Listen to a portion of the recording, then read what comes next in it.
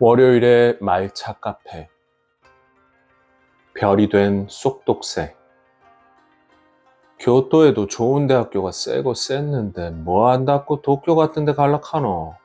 할머니가 그렇게 말해도 그야 당연히 당신한테서 벗어나고 싶어서지 라고 대꾸하지 않은 나는 평화주의자다. 지지 않을 자신은 있지만 애초에 어떻게 되는 게 이기는 건지 모르겠다.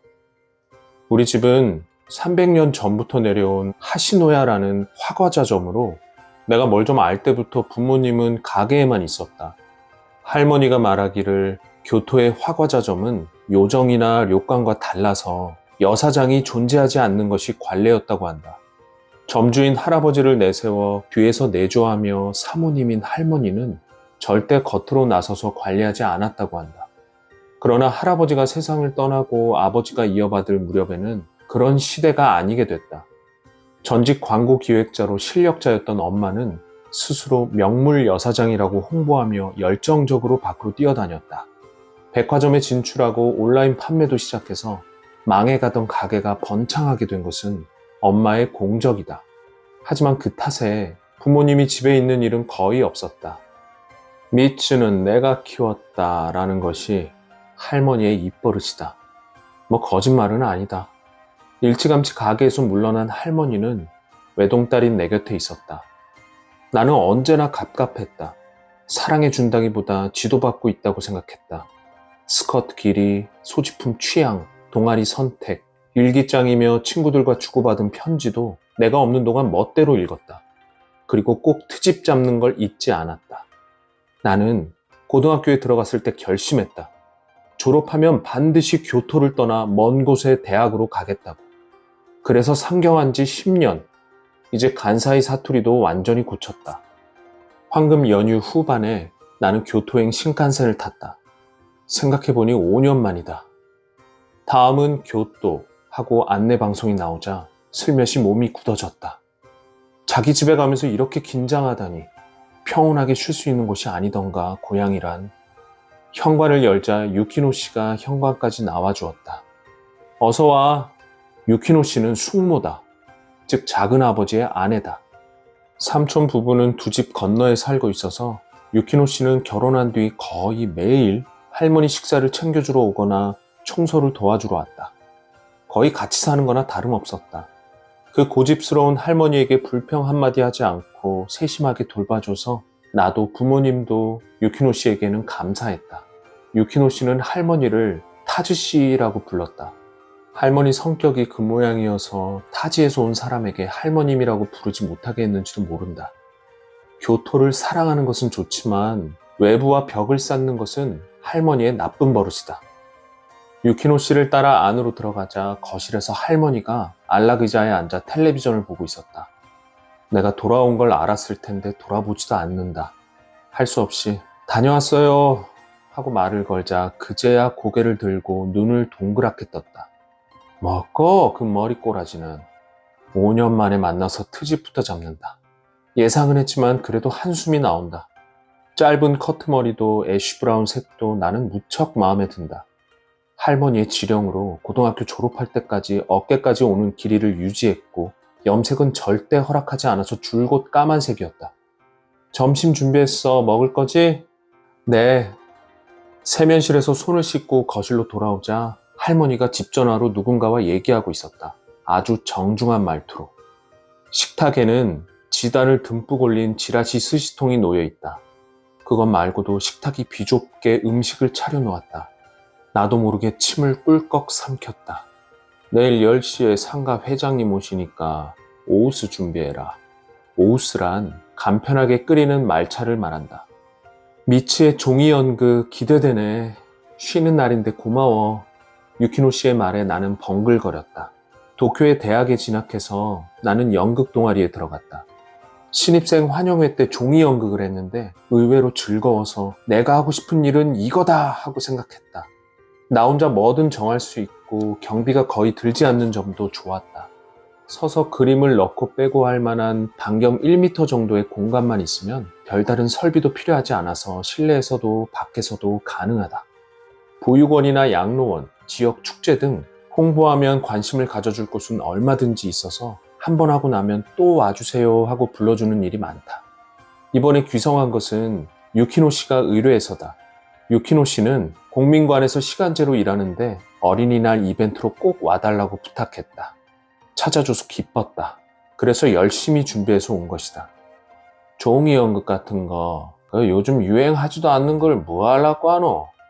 전에 내가 유키노 씨와 인터넷 동영상 얘기를 열심히 할 때는 유행하는 것만 쫓아다니고 경박스럽고 하고 말하지 않았던가. 결국 트집을 잡고 싶은 것뿐이다. 이러니 도저히 할머니 앞에서 종이 연극의 좋은 점이며 내 열의를 얘기할 마음이 들지 않았다. 식사를 마친 뒤 뒷정리를 마치고 거실로 돌아왔다. 할머니가 안락의자 등에 기대어 눈을 감고 있다. 가볍게 이마에 손을 짚고 있다. 오늘 처음 만났을 때부터 생각했지만 안색이 별로 좋지 않다. 어디 몸이 안 좋은 걸까? 할머니, 차 마실 거야? 할머니는 개슴츠레하게 눈을 뜨고 하고 대답했다. 그리고 주방으로 가려는 내게 갑자기 말했다. 종이 연극 어떤 거 하고 있노? 가슴이 좀 뛰었다. 할머니가 흥미를 가져주었다. 미야자와 겐지. 그러자 할머니는 참 하고 혀를 차더니 내뱉듯이 말했다. 네가 미야자와 겐지를 알기나 하나? 어려워 겐지를 읽고 해석하는 거는. 그것도 남한테 들려주다니 장난인 줄 아나. 쿵 하고 가슴속에서 큰 소리가 났다. 시커먼 구멍이 뻥 뚫린 것 같았다. 그 구멍에 내가 떨어지는 것도 모르고 할머니의 잔소리가 계속됐다. 대학교 가서 연극을 한다 해서 얼마나 놀랬는데. 니는 어릴 때부터 까딱하면 징징 잘 울던 아였고 균형 감각이 없어서 걸핏하면 자빠졌는데 그래 두나나가 괜찮을라나 싶었다. 근데 남들 앞에서 연기를 하더니 아이고야 말도 안 된다. 늘 있는 일이다. 늘 흘려들으면 된다. 그런데 도저히 그럴 수 없었다. 슬픔인지 분노인지 그 둘 다인지 분출하는 듯한 뜨거운 분노를 막을 수 없었다. 어째서 늘 그렇게 내가 하는 일마다 트집을 잡는 거냐고. 네가 실수하지 말라고 가르친 것뿐이다. 할머니는 내가 아무리 열심히 해도 절대 인정해주지 않았잖아. 어릴 때부터 늘 그랬어. 물구나무 서기를 할 줄 알게 됐을 때도, 독후감 입선했을 때도, 어렵다고 하는 고등학교에 붙었을 때도 맨날 이러쿵저러쿵 트집만 잡고. 물구나무 서기라. 그래 옛날 일을 아직도 꽁하게 기억하고 있노. 기억하고 있어. 계속 기억하고 있었어. 할머니의 그 무신경함이 얼마나 사람을 상처 입히는지 할머니는 조금도 몰라. 할머니는 조용해졌다. 나도 입을 다물었다. 참을 수 없어서 거실을 뛰쳐나왔다. 내 방에서 침대에 뒹굴며 한참 동안 멍하니 있었다. 눈물이 쏟아졌다. 할머니에게 속상함을 쏟아내고 나니 스멀스멀 자책감이 밀려왔다. 할머니 몇 살이더라? 82살인가? 이제 와서 그런 말에서 분위기 살벌하게 하는 게 아니었다. 다음에 또 언제 볼지 모르는데. 참을 수 없었던 이유를 깨달았다. 다른 건 몰라도 이것만큼은 할머니에게 인정받고 싶었다. 나는 벌떡 일어나서 종이 연극 세트가 든 가방에 손을 뻗었다. 도쿄에서 들고 온 목재 종이 연극 상자.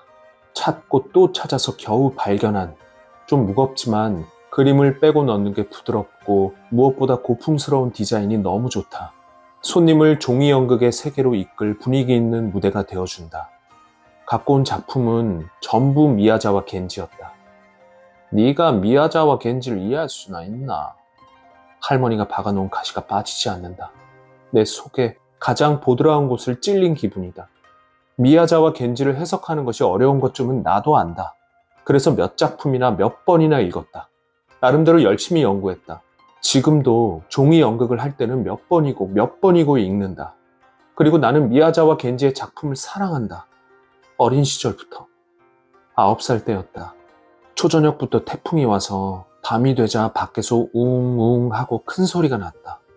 엄마와 아빠는 괜찮을까? 이 집 날아가는 거 아닐까? 불을 끄는 것도 불안해서 나는 내 방을 환하게 해놓은 채 침대 속에서 꼼짝도 하지 않고 있었다. 닫힌 문틈으로 빛이 새어나오는 걸 발견했는지 할머니가 들어왔다. 잠이 안 오나? 내가 이불을 뒤집어 쓴 채 끄덕이자 겁쟁이네 하고 구시렁거리면서 가더니 이내 돌아왔다. 책이라도 읽어주구마. 놀랐다. 할머니는 책을 가지러 간 것이다. 이불을 걷더니 굳이 내 옆에 파고 들어와서 돋보기를 끼고 책을 폈다. 그리고 할머니는 소리내어 읽기 시작했다. 미야자와 겐지의 쏙독새의 별이었다. 할머니가 그런 걸 해준 것은 처음인데다 더 뜻밖이었던 것은 할머니의 은근 박력 있는 낭독. 나는 설레면서 얘기를 들었다.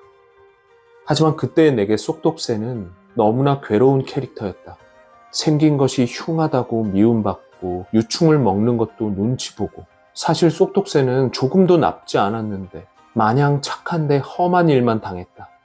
마지막에 별이 될 때는 슬프고 무서워서 울어버렸다. 그렇잖아도 불안한 밤에 할머니는 왜 이런 얘기를 골랐을까 생각했다.